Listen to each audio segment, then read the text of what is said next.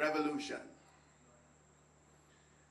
Every Friday, after taking tea at 4 o'clock, St. William Rawle would drive downhill in his blue Ford Fairlane dressed in a crushed white suit. Tall and thin, with a belly gone to pot, he'd flunked out of Cambridge before the war and had returned to San Carlos to discover that fate had changed his fortune.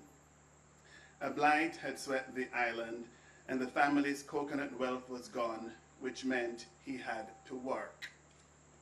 With a high school education and a letter from the bishop and the commissioner of police, he was appointed headmaster of an all-girls school, a position that he kept until a book by Graham Greene convinced him that he was a man of letters. Since that revelation, he had published 30 books, a volume for each year. 13 novels, 6 books of verse, 9 books of science, a natural history of the island, a translation of the New Testament in the local dialect, and a primer on etiquette for ladies, all at his own expense.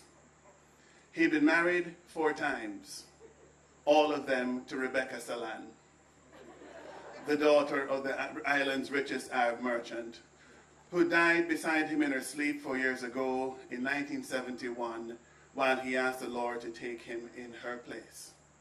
But to anyone who offered him condolences, St. William would reply that he was not bereaved because Rebecca came to him at night in dreams with answers from the other world.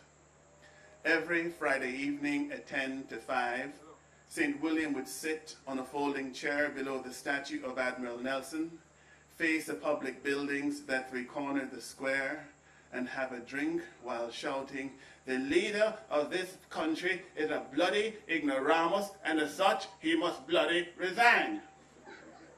The square had been renamed for him 4 years ago, and so it was with deference that the cops would execute their orders to arrest him, a man descended from the English general who'd seized the island from the Spanish in 1802 and raised the domed cathedral, erecting in its place a parish church whose spired clock was mute and arthritic.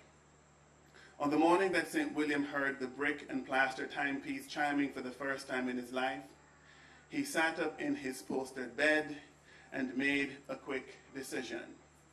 For the last 8 months, Rebecca, his wife, had been appearing in his dreams in army greens, her eyes replaced by watches. And so it was at the age of 65, when he should have been gazing at retirement from public life, that St. William Rawle decided that history had invited him to start a revolution. He lived alone in the Metropolitan Hotel, which everyone still knew as Mount Pleasant, a plantation house on 1,500 blighted acres that hadn't seen a guest in 3 years. The floor planks were damp and the rafters draped with spider webs, and the new extension that created what was advertised as modern relaxation by the pool had all the style and polish of the Bates Motel. St. William was not a violent man, but in his soul there ran a subterranean stream of anger that erupted with orgasm in the flood. An early riding accident had left him sterile. Still, he'd accepted from his wife and many mistresses a brood of 18 children. The chief minister was one of them, the only boy, and he caused St. William great humiliation. In a recent address on national radio, TV would arrive in later years, the chief minister had ridiculed St. William's plan to will the old plantation to the people of San Carlos as a national learning center, a library, a museum, a teacher's college, and an institute for the study of Atlantis. The property had been in St. William's family for 150 years. The chief minister, who was St. William's heir, had plans to use the land for public housing.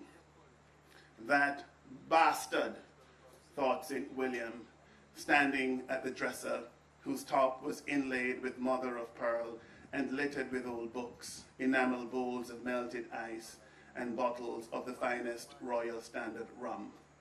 The last time we built them housing, there was slaves. Estrella?